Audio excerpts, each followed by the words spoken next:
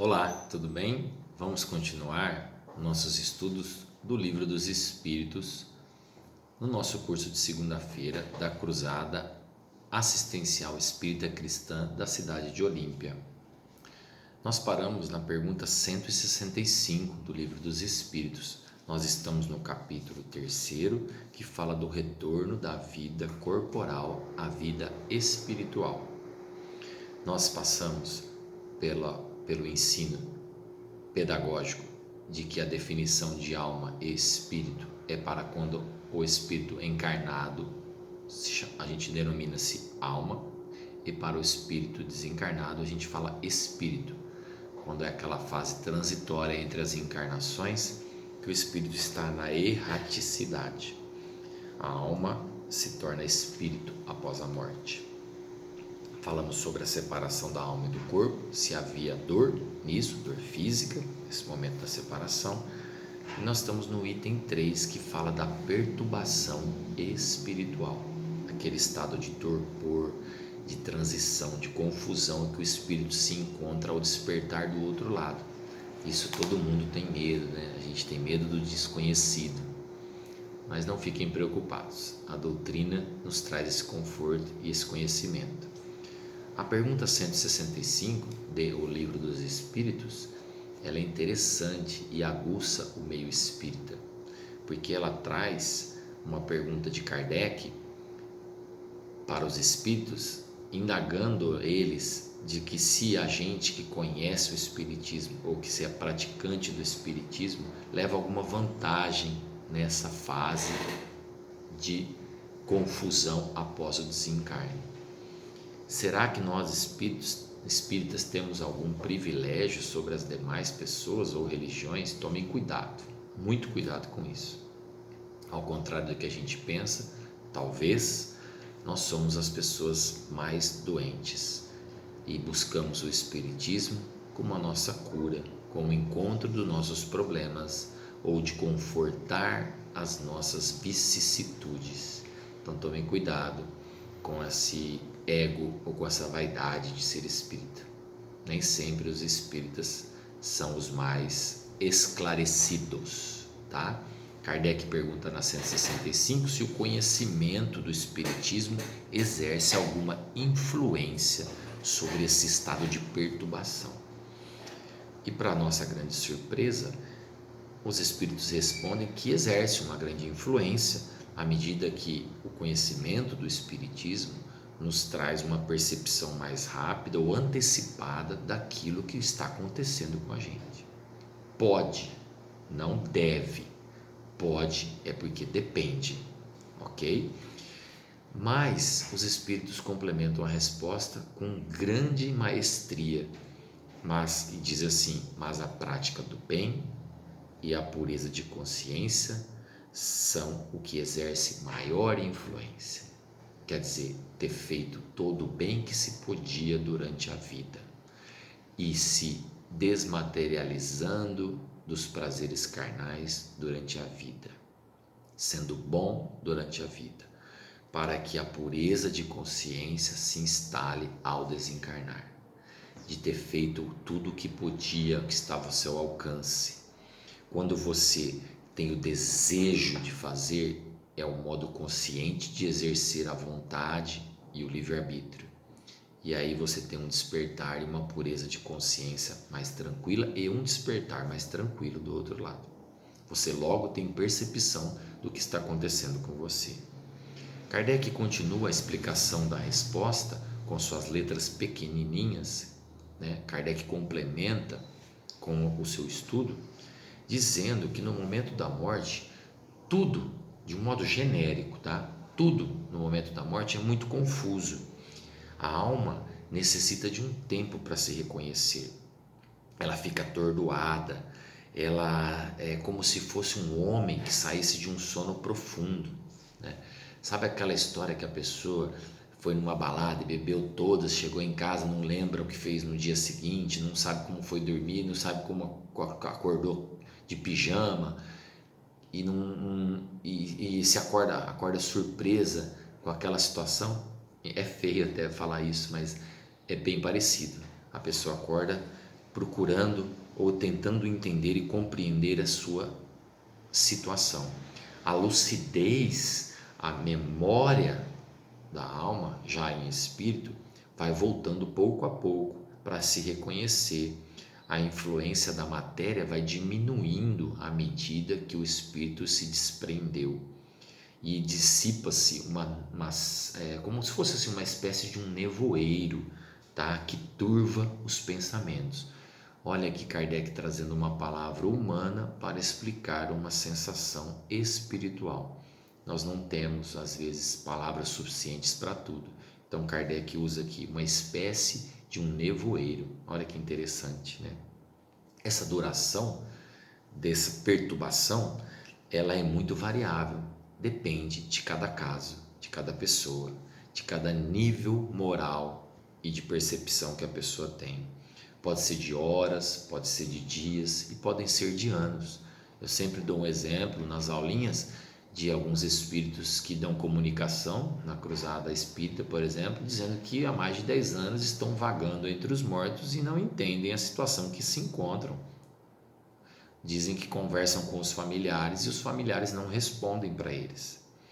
Então, aqueles que se identificam com a vida futura aqui encarnados, que já na vida futura eles já se identificam, é porque já estão compreendendo imediatamente a sua posição.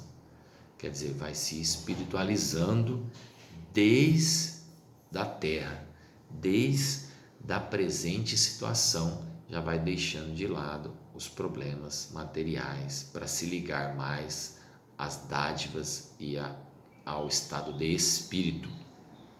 Essa perturbação é muito peculiar, é muito peculiar. Ela é relativa ao caráter das pessoas e é variável ao tipo de morte também. As mortes violentas, por exemplo, suicídio, o espírito é surpreendido. Aquela morte muito rápida, muito violenta, o espírito ele espanta-se e não acredita que esteja morto. Ele vê, às vezes olha e vê o seu corpo e não entende a situação em que está, de tão rápida que é a morte. Vê o seu corpo, mas não compreende que está separado do corpo. Olha que interessante, né? Uma morte repentina. Procura as pessoas que são da sua afeição. Dirigem-se a elas, as pessoas encarnadas, e essas pessoas encarnadas não a ouvem, porque o espírito ainda não compreendeu esse estado que ele está. Esta ilusão, esse estado, ele vai se mantendo até que o espírito se desprenda definitivamente e reconheça o estado que ele está, para perceber que ele não está mais no mundo dos vivos. Que bom seria se nós, com a compreensão espiritual de longa data na casa espírita, a gente pudesse ter um despertar tranquilo e rápido, já gozar dessa saída da matéria, dessa libertação da carne, né?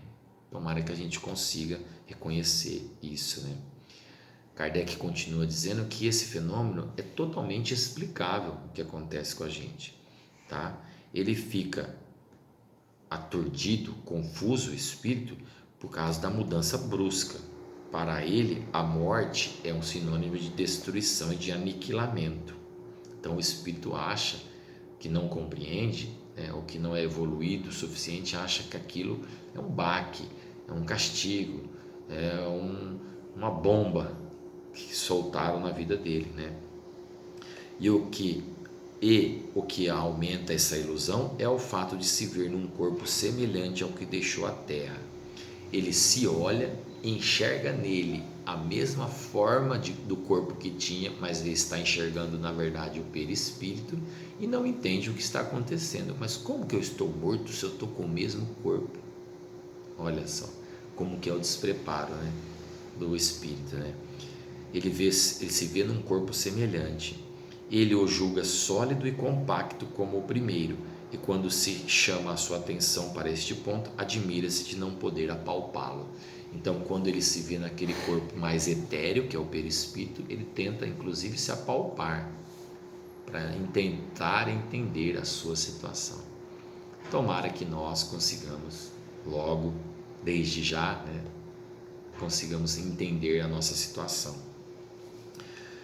Aí Kardec diz que esse fenômeno se assemelha aos sonâmbulos, por exemplo, inexperientes, né, que não têm experiência. O sonambulismo é muito estudado nessa época e ainda é. Tá? Então ele equipara, como por uma analogia, né, os sonâmbulos que não creem que estão dormindo. O sonambulismo também é vinculado a uma patologia, tá? Isso nós vamos ver mais para frente quando a gente estudar letargia, sonambulismo, catalepsia. Nós vamos ver isso mais para frente no Livro dos Espíritos, tá? Para eles, o sono é sinônimo de suspensão das faculdades. Ora, como pensam livremente e podem ver, não acham que estão dormindo. Ele está fazendo uma comparação com o sonâmbulo, que acha que está vendo, mas que ele não está dormindo, quando na verdade o corpo está em suspensão, em estado de faculdade sonambúlica. Alguns espíritos apresentam essa particularidade, embora a morte não os tenha colhido inopinadamente, mas ela é sempre mais generalizada entre os que, apesar de doentes, não pensavam em morrer. Então, aqueles que não acreditam na morte, na vida após a morte, sofrem mais, tá? E alguns espíritos apresentam essa particularidade de não entender e de não acreditar, como o exemplo que ele deu do sonâmbulo, que não acredita estar dormindo, apesar de estar dormindo, está enxergando. Vê-se então o espetáculo singular de um espírito que assiste os próprios funerais como de uns estranhos. É o que acontece em alguns livros que a gente vê, algumas transmissões mediúnicas na casa espírita de alguns irmãozinhos nossos que nos trazem essa experiência de participar do próprio funeral, né? De não ter uma percepção e de não enxergar que naquele corpo que está deitado ali no funeral não há mais vida. O princípio vital se esvaiu, saiu de lá. Então a pessoa ainda fica ligada, talvez até com algumas sensações do corpo ainda, apesar de estar desligado, ele leva consigo essas sensações. E ele vai ficando com essas sensações até o momento que compreende a verdade ou a sua atual situação. A perturbação que se segue à morte nada tem de penosa para o homem de bem. Olha aqui agora Kardec explicando que vocês lembram na resposta, né, que é importante você ter conhecimento do Espiritismo, mas a prática do bem e a pureza de consciência é melhor, faz mais efeito, é mais destacado nesse estado. E agora ele traz ao final da resposta, da sua explicação, que a perturbação do homem de bem nada tem de penosa, nada tem de penosa. Essa perturbação do homem de bem é calma, e tudo se é semelhante a que acompanha um despertar tranquilo. O despertar do homem de bem é tranquilo, porque está em estado de consciência boa, né? De ter feito todo o bem que se podia. Para aquele cuja consciência não está pura, é cheia de ansiedades e de angústias. Vamos nos ver livre disso, né? Vamos tentar durante a vida nos soltarmos as amarras do materialismo, dos vícios da matéria, da vaidade, do orgulho, da vingança, do apego ao dinheiro, né? Para não ficarmos ansiosos e angustiados ao desencarnarem. Que pena, né? Tomara que não seja assim. Nos casos de morte coletiva, outro exemplo que Kardec quer dar, nos casos de morte coletiva, observou pela sua experiência, não é uma regra, mas ele observou que na maioria dos casos as pessoas que desencarnam não se revêem imediatamente, não revêem os seus parentes ou seus afins numa morte coletiva. Na perturbação que se segue à morte, cada um vai para o seu lado ou só se preocupa com aqueles que lhe interessam. Isso talvez para esclarecer alguma dúvida que alguém tenha, ou que alguém tenha passado na família por uma morte coletiva, e Kardec se viu obrigado a explicar isso. Mas eu acredito que isso não vem afetar o nosso entendimento, até porque eu sou muito contra essa questão de tabelamento de morte. A morte de um jeito acontece isso, a morte de um outro acontece aquilo. Na amplitude, na dimensão da lei de Deus, nesse mundo maravilhoso, universal, infinito da criação de Deus, não podemos tabelar morte.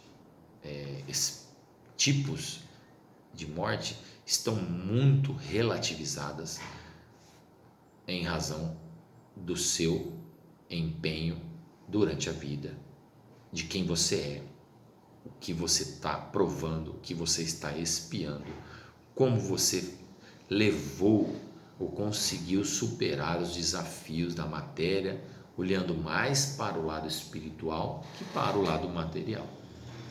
Então é muito proporcional e muito relativo. O que eu quero dizer é que não levem ao pé da letra isso, como se falasse assim: e se eu morrer de batida de carro vai acontecer isso ou aquilo. Tudo depende, tudo depende. Os desígnios de Deus ninguém tem que questionar, porque o Pai é bom, o Pai é perfeito, tá? E a gente vai encerrar essa parte, o capítulo 3º, antes do capítulo 4º, a gente vai encerrar com um complemento do Evangelho, que é um resumo, tá? Para a gente entender como que é o retorno da vida corpórea para a vida espiritual. Meus irmãos, vejam bem, quando o Espírito deixa a terra, ele leva consigo as paixões, as virtudes que são inerentes à sua natureza. Quando se fala de paixões, é o apego material. E quando se fala de virtudes, são as qualidades, a espiritualização e a maturidade espiritual. Então, quando a gente deixa a terra, que a gente desencarna, a gente leva conosco isso, o que há de positivo, o que há de negativo. A gente não se torna outra pessoa, tá? A gente vai para o espaço, vamos assim dizer, para o plano espiritual, para nos aperfeiçoar ou para ficar estacionado. Depende. A gente vai lá do outro lado procurar se aperfeiçoar para uma nova jornada, ou porque não entende, vai ficar estacionado. E vai ficar estacionado até ter o desejo de se esclarecer e tiver vontade e chance de se esclarecer. Deus sempre dá chance, mas muitas vezes somos nós que não queremos nos esclarecer. Alguns de nós leva essa bagagem ao desencarnar ódios, desejos de vingança. E alguns, mais adiantados, já é permitido entrever algo de verdade, já projetar algo de verdade, né? Nós, a hora que nós desencarnamos, nós começamos a reconhecer as nossas paixões, e aí temos que tomar boas resoluções no mundo espiritual, saber o que fazer ao desencarnar. Nós temos que compreender ao desencarnar que só existe um caminho que nos leva a Deus. Esse caminho é o caminho da caridade. É o único caminho que nos faz sermos melhores e evoluirmos. Mas, desencarnados e compreendendo o caminho da caridade, nós temos que entender que não existe caridade se não existir perdão das ofensas. Não existe caridade se não houver perdão das injúrias. Não há caridade com ódio no coração, certo?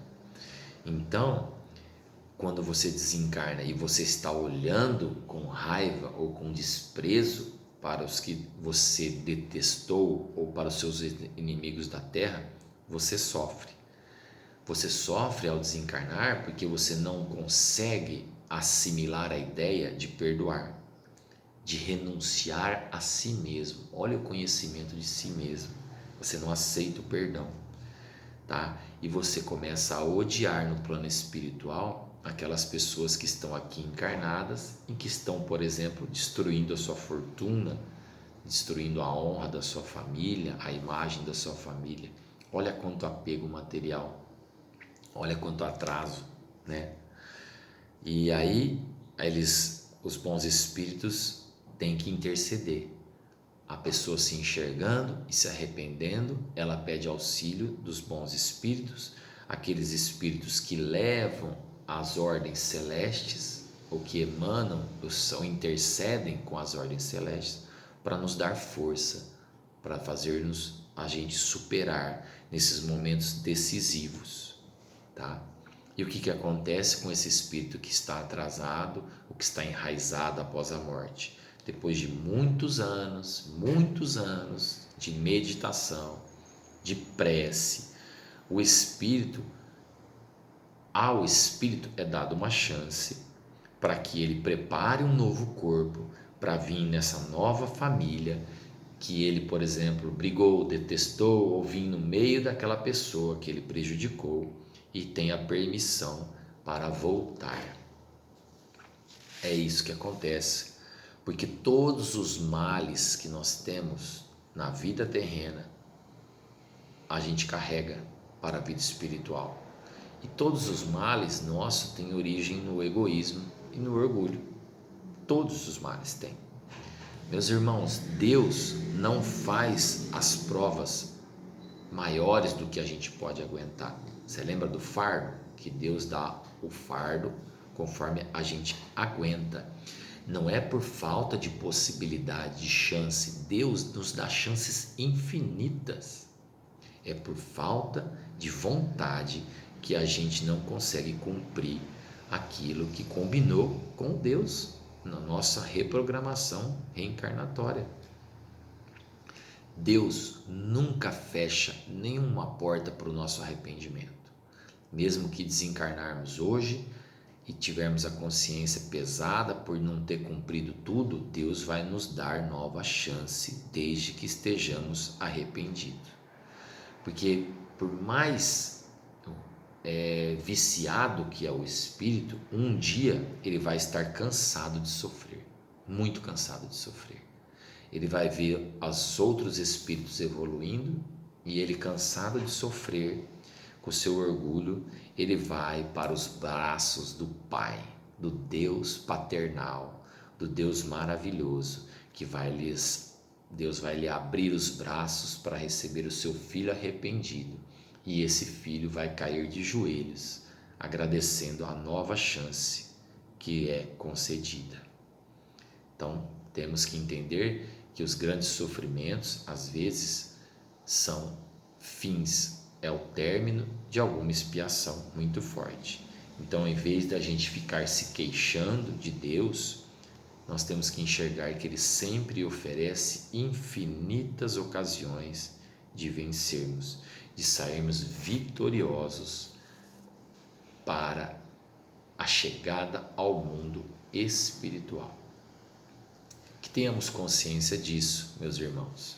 Encerramos esse capítulo, que é o capítulo 3º, para onde vimos e entendemos a questão do nosso retorno à vida espiritual. Morrer não dói, o que dói é a nossa consciência. Doer, que eu falo, é da matéria. A nossa percepção vai ser lenta ou rápida no mundo dos espíritos, de acordo com o proveito que nós tivemos na reencarnação, na etapa reencarnatória. Então, que desde já possamos enxergar e termos essa maturidade espiritual de sermos melhores a cada dia. No nosso próximo bate-papo, nós vamos entrar no capítulo 4 e nós vamos falar sobre a pluralidade das existências.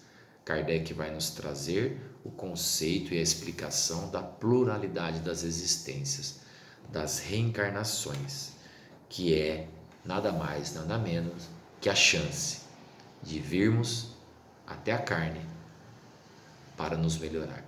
Deus, com a sua bondade infinita, nos dá chances sucessivas e infinitas de chegarmos à felicidade futura. Muito obrigado e até a próxima.